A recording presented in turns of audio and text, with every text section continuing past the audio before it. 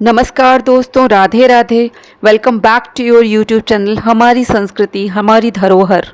दोस्तों, आज के इस वीडियो में हरतालिका तीज की संपूर्ण पूजन सामग्री के बारे में बताया गया है। दोस्तों, हमारे इस चैनल पर हिंदू त्योहारों और रीति रिवाजों की संपूर्ण पूजा विधि और जानकारी दी जाती है। यदि आपको हिंदू त्योहारों और रीति रिवाजों के बारे में रुचि है तो आप इस चैनल को सब्सक्राइब जरूर कर लीजिए, जिससे कि मेरे लेटेस्ट अपडेट सबसे पहले आप तक पहुंच सके। तो चलिए दोस्तों, अब देखते हैं कि हरतालिका तीज की पूजन सामग्री क्या है। दोस्तों, हरतालिका तीज के दिन कई जगहों पर केले के पत्ते और फूलों से मंडप तैयार करा जाता है, जिसमें भगवान शिव और माता पार्वती को बिठाया जाता है। यदि आपको केले के पत्ते न मिले तो आप आम के पत्तों से भी तोरण लगा सकते हैं, ये भी शुभ माना जाता है। इस पूजा के लिए हम एक बड़ी सी चौकी लेनी होती है, क्योंकि ये पूजा बहुत ही बड़ी होती है। अब चौकी पर बिछाने के लिए आप लाल अथवा पीले रंग का कपड़ा ले लीजिए। इस दिन शिव परिवार की पूजा की जाती है, तो इसके लिए आप शिव परिवार की एक फोटो ले सकते हैं,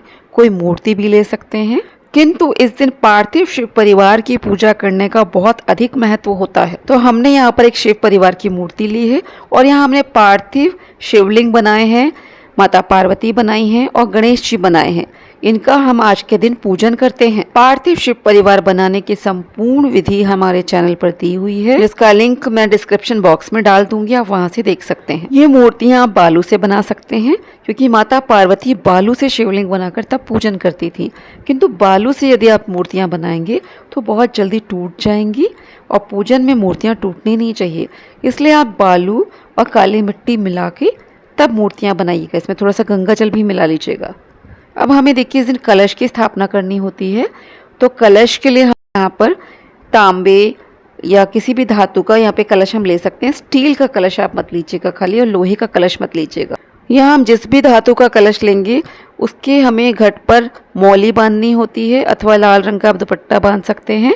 फिर हमें वहाँ पर सतिया बनाना होता है। हम यहाँ रोली से सतिया बनाते हैं, फिर इस कलश पर हल्दी, रोली, कुमकुम से टीक देते हैं। अब यहाँ कलश में डालने के लिए हमने हल्दी, सुपारी, लौंग, इलायची, अक्षत, यहाँ पे एक सिक्का भी लिया है और थोड़े से पुष्प लिए हैं। ये कलश में डाला जाएगा। गंगा जल भी यहाँ पे हमने रखा है।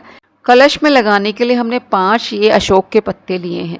अब इनको देखिए, पहले तो धो लिया जाता है, फिर इसके ऊपर हम हल्दी लगाते हैं, कुमकुम लगाते हैं और सिंदूर लगाते हैं।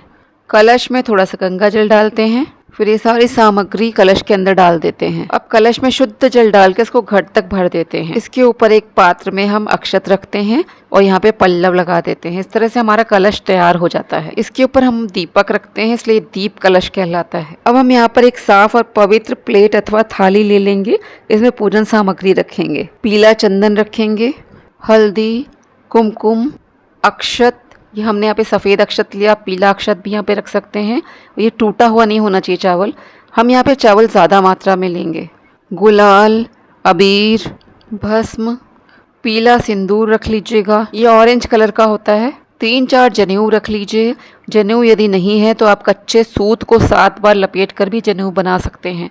लाल कलावा रख लीजिए, सफ़ेद चंदन, बेला का इत्र। आप दक्षिणा में कुछ सिक्के भी रख सकते हैं, आप चाहें तो यहाँ पे रुपए भी रख सकते हैं। यदि आप सुहाग लेते हैं तो अपना सिंदूरा रख लीजिए, सिंदूरा नहीं है तो कोई बात नहीं। अब यहाँ पे लौंग, इलायची, सुपारी रख लीजिए। यहाँ हमने पीले पुष्प रख लिए हैं, सफ़ेद फूल की माला रख ली है, यहाँ पे हमने नीले वाले पुष्प भी रख लिए हैं, गुलाब के पुष्प हैं, पान रख लीजिए। शिव परिवार पर चढ़ाने के लिए हम बेलपत्र लेंगे। भगवान शिव पर हम बेलपत्र पर राम नाम लिखकर अगर चढ़ाते हैं तो वे बहुत ही प्रसन्न होते हैं। यदि आपके पास टाइम ना हो तो आप बेलपत्र पर चंदन लगाकर भी अर्पित कर सकते हैं, लेकिन आपको चिकनी तरफ ही ये राम का नाम लिखना है और उसी तरफ आपको चंदन भी लगाकर फिर चिकनी तरफ से भोलेनाथ पे चढ़ाना होता है। मदार के पुष्प भी ले लीजिए। मदार पुष्प मुझे मिल गए थे तो मैंने इनसे देखिए माला बनाई है। भगवान शिव को मदार के पुष्पों की माला अति प्रिय है। मदार पुष्प गणेश जी को भी चढ़ाया जाता है। यहाँ हमने धतूरा रखा है, मदार के पत्ते लिए हैं, दूर्वा रख लीजिए, यहाँ धतूरे के पुष्प ले लीजिए। भगवान शिव को भांग बहुत प्रिय है, तो आप भांग अवश्य ले लीजिएगा। हमारे यहाँ सुहाग सामग्री बांस की डलिया में रखकर तब चढ़ाई जाती है। आपके यहाँ जिस तरह से करा जाता है आप उस प्रकार से कर सकते हैं।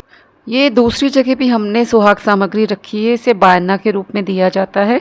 आप अपनी सास को भी दे सकते हैं या घर में जो भी बुजुर्ग महिला हैं उनको दे सकते हैं जो सुहागिन हैं और बुजुर्ग हैं। बायना में हम एक साड़ी ले लेते हैं, उसके साथ ही सुहाग सामग्री ले लेते हैं, फिर हम यहाँ पे कोई मिठाई भी रखते हैं और दक्षिणा रखकर फिर उस बुजुर्ग महिला के चरण स्पर्श करते हैं, तब ये बायना उसको देते हैं। आप अपनी नंद को भी ये बायना दे सकते हैं। एक पानी वाले नारियल पर कलावा बांधकर हमें चढ़ाना चाहिए। ये बहुत बड़ी पूजा होती है, इसलिए हमें कम से कम 5 तरह के फल चढ़ाने चाहिए। खीरा प्रमुख रूप से चढ़ाया जाता है क्योंकि कई जगह पर खीरा खाकर ही व्रत का पारण किया जाता है। हमने यहाँ 5 तरह के फलों में खीरा ले लिया है, शरीफा ले लिया है, सेब ले लिया है, संतरा ले लिया है, अनार ले लिया है और यहाँ केले ले लेंगे। तो ये हमने 5 तरह के फल ले लिए हैं और एक पानी वाला नारियल ले लिया है। यदि 5 तरह के फल नहीं मिल रहे हो तो कोई बात नहीं, जितने भी फल हैं या जो भी फल हो वही आप चढ़ा दीजिए। हमारे यहाँ अंकुरित काले चने मुख्य रूप से चढ़ाए जाते हैं। तीज व्रत के दूसरे दिन ये चने हमें निगलने होते हैं, इसके बाद ही हमारे व्रत का पारण होता है। 2 बाती के देसी घी के हम 2 दीपक बनाएंगे, एक तो हम कलश के ऊपर रखेंगे, दूसरे से हम आरती करेंगे। यहाँ हमने कपूर के लिए भी रख लिया है, कपूर से हम अंत में आरती करते हैं। इस दिन हवन भी किया जाता है, तो यहाँ पे हवन सामग्री ले लीजिए, हवन कुंड ले लीजिए, हवन के लिए भी कपूर ले लीजिए, धूप ले लीजिए, माचिस ले लीजिए और हमने यहाँ पे गाय का उपला ले लिया है। आप आम की लकड़ी या नारियल के छिलके पर भी हवन कर सकते हैं। शुद्ध जल भी रख लीजिए। हमारे यहाँ भोग सामग्री में चूरमा बनाया जाता है, चूरमा के लड्डू चढ़ाए जाते हैं, गुझिया बनाई जाती है और मीठे खुरमे चढ़ाए जाते हैं। नारियल का लड्डू भी आप बना सकते हैं, लेकिन मैंने नारियल का लड्डू नहीं बनाया है। गणेश जी के लिए मोदक बना के रखे हैं। आपके यहाँ जो भी भोग सामग्री चढ़ाई जाती है आप वो बनाकर चढ़ा दीजिए। अपनी शादी के चुनरी अवश्य रख लीजिए। मांग टीका और नथ भी अवश्य पहनिए। पूजन सामग्री में पंचामृत अवश्य रखिए। पंचामृत यदि नहीं है तो आप गाय के कच्चे दूध से भी भोलेनाथ को स्नान करवा सकते हैं। हरतालिका तीज व्रत की पुस्तक अवश्य रख लीजिए। दोस्तों, ये जो मैंने आपको पूजन सामग्री बताई है ये कम भी हो सकती है और ज़्यादा भी हो सकती है। बताई गई सामग्री में से यदि कोई भी सामग्री उपलब्ध नहीं है तो इसके लिए आप बिल्कुल भी परेशान मत होइए। इसके अलावा हमारे यहाँ हरतालिका तीज की पूजा नए एवं कोरे वस्त्र पहनकर ही की जाती है। यदि किसी के पास नए वस्त्र ना हो तो वे अपने पुराने वस्त्रों को ही अच्छी तरह से धुलवा कर ड्राई क्लीन करवा कर पहनकर फिर पूजा कर सकता है। यह पूजा करते समय आप हाथों में मेहंदी अवश्य लगाइए, 16 श्रृंगार अवश्य करिए। तो दोस्तों, अब आज का वीडियो मैं यहीं पे समाप्त करती हूँ। मिलती हूँ आपसे अपने अन्य वीडियो के साथ। अपने दूसरे वीडियो में मैं आपको हरतालिका तीज की पूजा करके दिखाऊंगी। आप सभी अपना ख्याल रखें। जय श्री कृष्णा, जय श्री राधे।